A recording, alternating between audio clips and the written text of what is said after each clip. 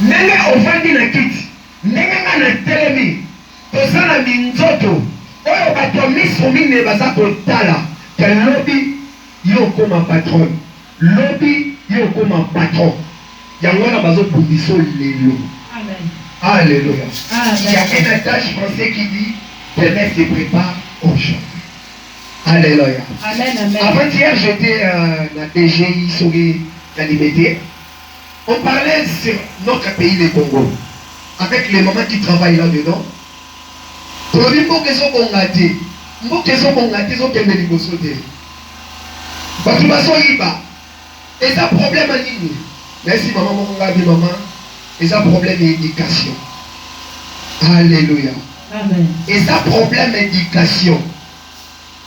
Mais pour venir là, ce qui m'ont douté, la fin qui m'ont douté, combien de diplômés tu as dans 4 églises?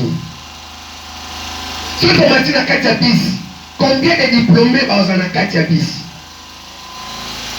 Il y a un homme qui a monté dans l'habitude, moi je vois tanga, so a commis dans 5 ans. La vie scolaire devient obligatoire. Si on a quelques classes, on va convoquer aux parents. Alléluia. Faut qu'ils s'en. Parce que ma boy na famille na yo, kulu na mon babi. Balingi te info rien à bimananda kuna. Balingi opesa ekolo quelque chose de bon. Alléluia. Balingi ministre à bimananda kuna. Balingi député à bimanali kuna yo. Alléluia. Ça fait partie de l'éducation. À partir de l'école primaire, on commence à apprendre aux enfants ce qu'on les vitabé, on peut qu'on boit comme un titre dans la maladie. Alléluia. Et bandara tant moi na zabuke.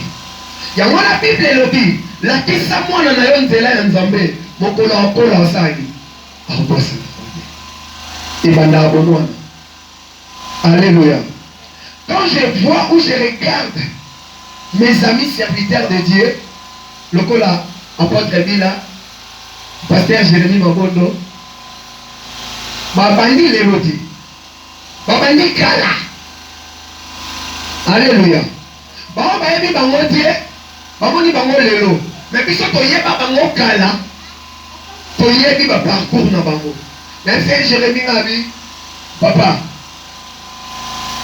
Nzambe so abeni mutu, asa le rerte. Alléluia. Amen. Quels que soient les défauts ou des qualités qui peuvent être dans ces temps, nous avons beau salaire de quoi bien. Observons un peu. Maintenant, nous sommes dans le monde qui n'a pas de l'eau. Nous avons qu'il faut de l'eau. Alléluia. Amen. Nous avons sélectionné qui sont de l'eau. On peut pas monter les lotés. Nous avons balongola qui bango déjà dans l'arithmétique, mais ça qui moins.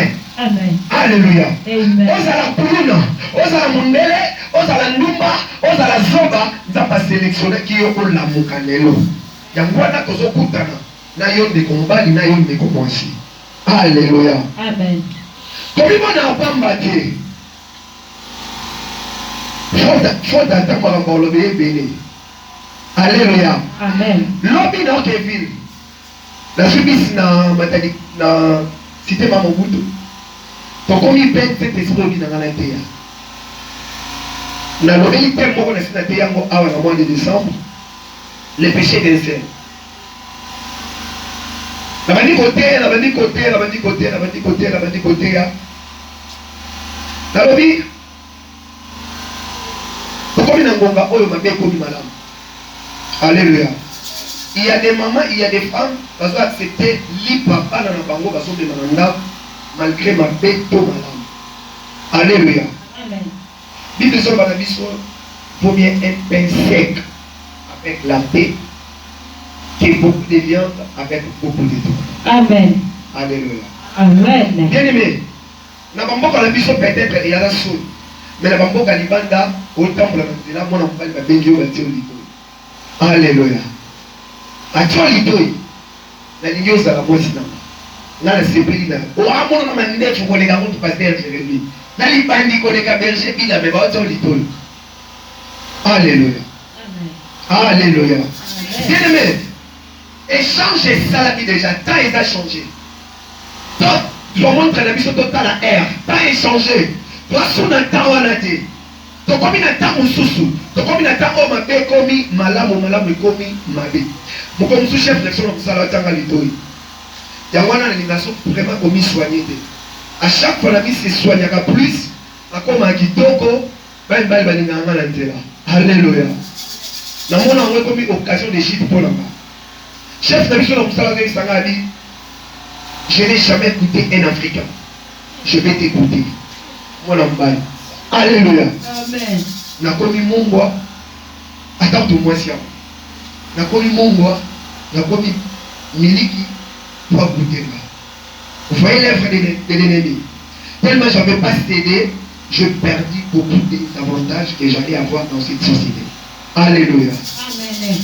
Oui, bien l'élo.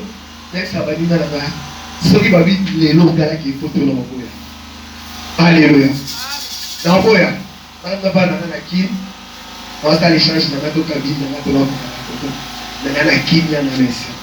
Alléluia. Et puis, Congo, spiritualité n'est pas différente de Congo. Bien aimé, nous avons un pays béni, richement béni. Alléluia. La bénédiction n'est pas seulement matérielle. La première bénédiction, elle est spirituelle. Aujourd'hui, partout dans le monde, il y a les tourments. Mais ici, on est en paix. Malgré nos manques du pain. Mais si tu vois vos visages, les gens là, ça est kimia. Amen. Alléluia. Kimia, et ça bon côté. Kimia, et ça compte ma bonté. Kimia, et ça, Yesu Masi, à Katina. On fait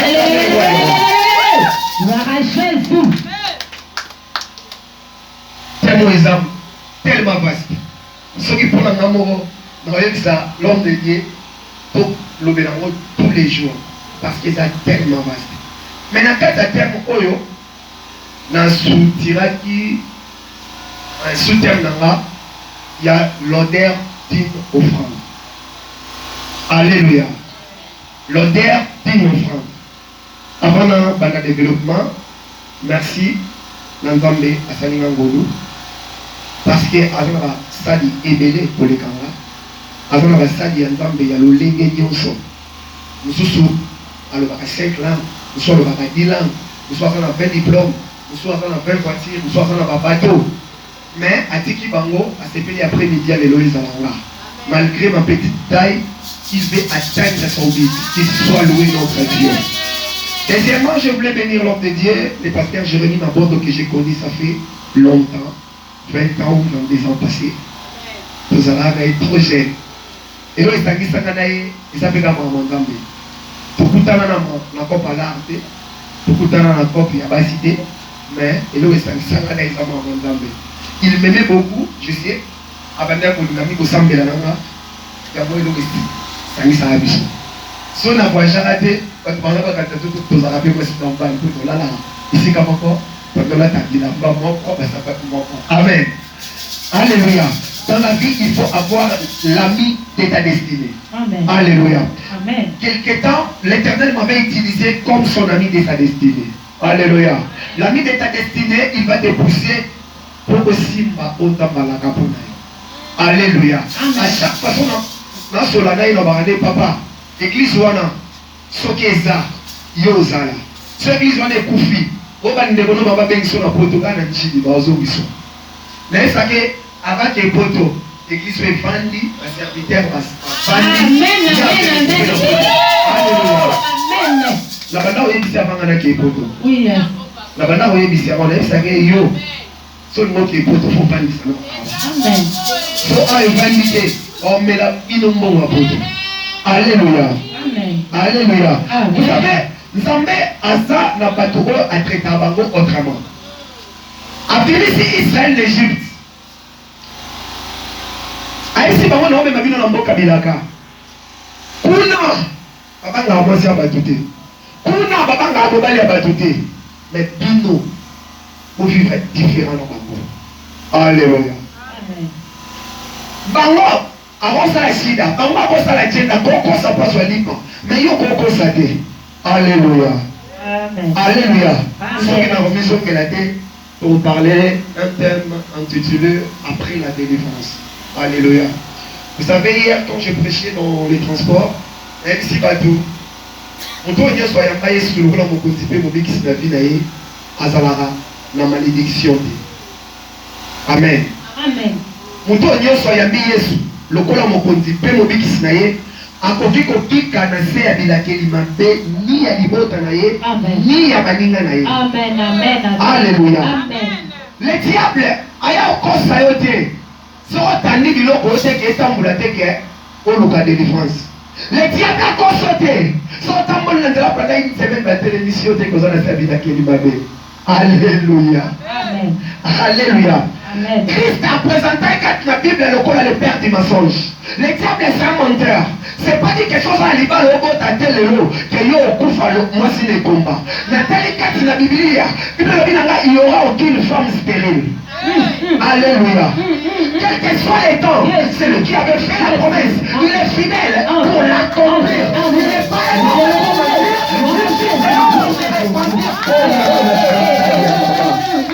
Alléluia. Amen. Avant Nzambe. Obi lelo sozo tala vie na yo okoka na Nzambe lokuta. Pourquoi? Par rapport à ma promesse aux Zanango, aux Nzambalaka yo, aux soins de la prophétie, au Kanisa, au Dreta Malokuta. Bien aimé, notre Dieu, il n'est pas un homme pour mentir, ni fils de l'homme pour se mentir. Sauf que c'est lui qui a fait la promesse en Dieu saint. Pour accomplir cette promesse, il faut une sainteté à celui qui a promis aussi. Alléluia. Vous savez, on dit toujours un esprit saint dans un corps saint. Alléluia. Amen. Le na butu ba pasteur Jérémie Balamuke ba sambela. Ala musinga to sambela. Mais Nzambe a guidé ka autrement, on a dit qu'elle n'a autant la Bible. Tant longtemps la Bible, Bible le dit, Nzambe soit la kimundu. Ako umela te kwa kokisabilaka. Mais mutu yemoko ako osala ke roue ya accomplissement promesse na ye et toboka. Alléluia. Tango etoboki ekotambola lolenge longo banite ekozwa tango. Alléluia. Amen. Tozobosana ke na se na moi pe toza na tango. Alléluia. Toza na tango ye moko Nzambe asala biso bilaka azaka na tango te. Moni sika tobosana. Alléluia. Mutu apesi yo bilaka ana tango te. Mais yo mutu ozana bilaka ozana tango. Ozana 40 ans, ozana 60 ans, ozana bakufa biso toza vivant. Tango na bango tokaki. Bamona ba promesse na bango texte biblique. Il est écrit ebele ba pepa bilaka na bango na musika. Alléluia. Ebele ba simba bango te. Pourquoi? Parce que entre la promesse et l'accomplissement, il y a ici un vide qui s'appelle l'intervalle dans l'arithmétique. C'est la part de l'homme. Ça, c'est Dieu qui a promis. Ça, c'est l'accomplissement. Ici, c'est l'homme qui a la promesse à lui. Alléluia. Pour ces promesses, on est copisama. Il faut booster. On booste on a on booste on a offrande. Alléluia. On booste on a vie à santé, on a vie à sanctification. Alléluia. Amen. Vous savez, quand on entend la Bible, la Bible, il y a un mboa, il y a un pesa en mboa. Mboa zana. Mboa za muto ayeka l'église, ayoki maloba, asubwami, abimi libanda, azongi na via poto poto. Alléluia. Wana za mboa. Kozelelo ko epai na Nzambe. Alléluia. Luka na ndenge na yo. Alléluia. Amen. Mais ce qu'on dit, nous avons fait la paix. Nous la Bible dans Genèse, chapitre 8, verset 20, qui donne le verset 21. Si il y a un bon lecteur, après vous t'en comme ça, tout continue. Genèse 8, chapitre 8. Genèse chapitre 8, verset 20 à 21. Genèse 8. Genèse 8.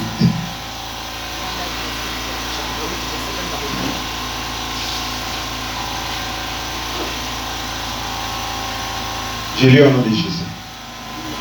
Je lis au nom de Jésus.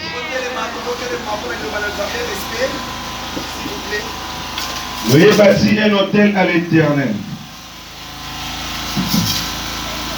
Noé bâtit un autel à l'Éternel. Il prit de toutes les bêtes pires et de tous les oiseaux pires et il offrit de l'holocauste sur l'autel.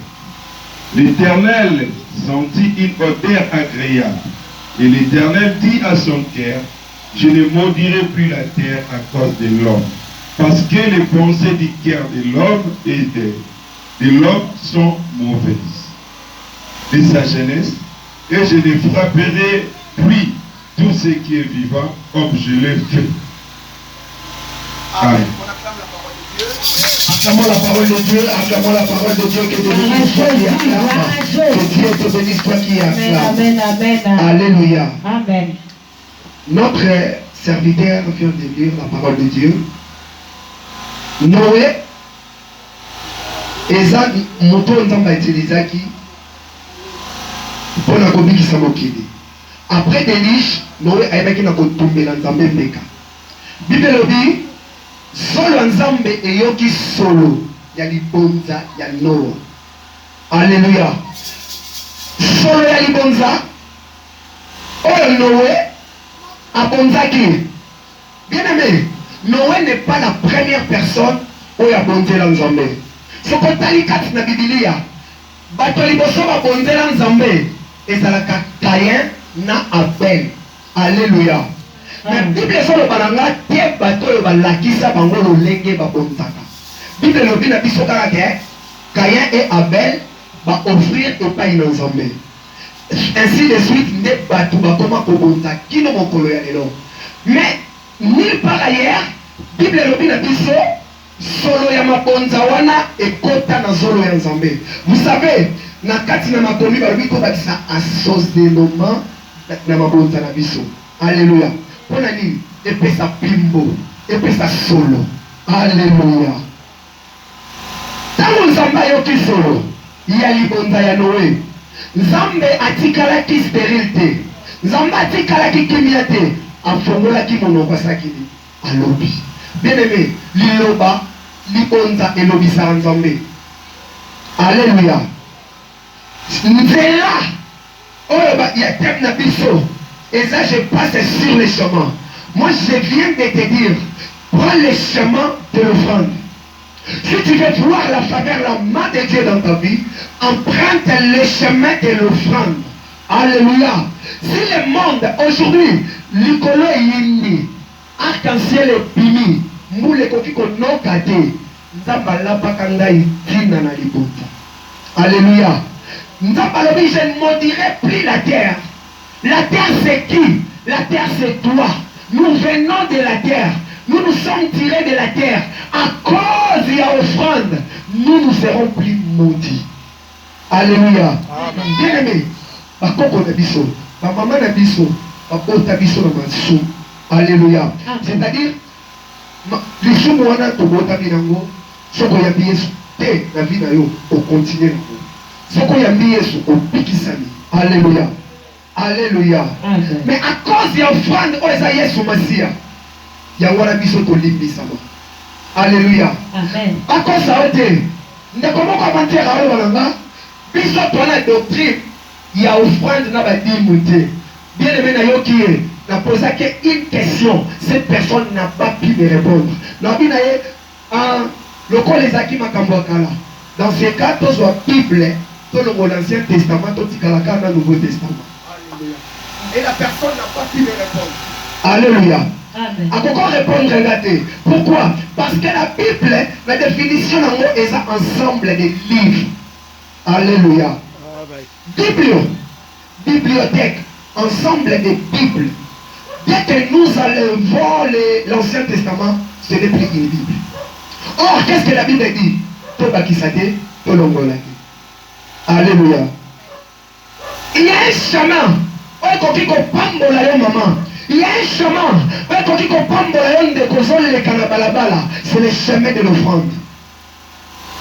Alléluia. C'est le chemin de l'offrande. L'offrande est vous savez, notre relation avec Dieu, c'est une relation amoureuse. Alléluia. Amen. Notre relation avec Dieu, c'est une relation amoureuse. Bon, je te connais. Sauf que pas dans la lycée, pas 16, pas 15, tant que mon salaire à Bolivara. yango wana nde bolingo na biso na nzambe oyo kokutana molongani na yo okutana chéri na yo bible ezoba quand Dieu a tant aimé le monde il a donné. Alléluia. Bien aimé, donner eza preuve à bolingo so oza na bolingo no bapesaka te bakosaka yo. Alléluia. Amen. Akosaka yo so bolingo no akabelaka yo te alingaka yo te alingaka yo te. Amen. Nzambe ntango alingi mokili apesaki soki mpe nzambe amonaka yo olingaka ye aotala mpe degré yo opeselaka ye. Alléluia. Bien aimé, cette prédication c'est pour ta bénédiction. Alléluia. Soki otiango na misala ta vie ne restera plus la même. Alléluia. Amen. Jésus a partagé avec les disciples atali Simon. Alors Simon, heureux celui qui écoute cette parole et la met en pratique. Alléluia. Alléluia. Amen. Alléluia. Et alors là, je vois la vista, Moussa n'a pas Jérémie, Koba, il y a un problème. Hein? Koba là, il y a un problème. Koba, la moi, si des un problème. L'homme va monter sous Kaboye, l'homme va monter à Banté, l'homme va monter à Mélian ou Pandi, l'homme va monter à Talondam, l'homme va monter à Matam et Vivi. Il y a des problèmes. Alléluia. Quand il y a un problème. Mais les plus grands problèmes qu'on Magnola, au Salela. Et surtout qu'on tient Maloba, aux autres à 4 na aussi Kalelo, et qu'on pongo la vie. Bien aimé, offrande et l'ongolation. Alléluia. Offrande et l'ongolation. Et comme ça là, la tissue la maçonne.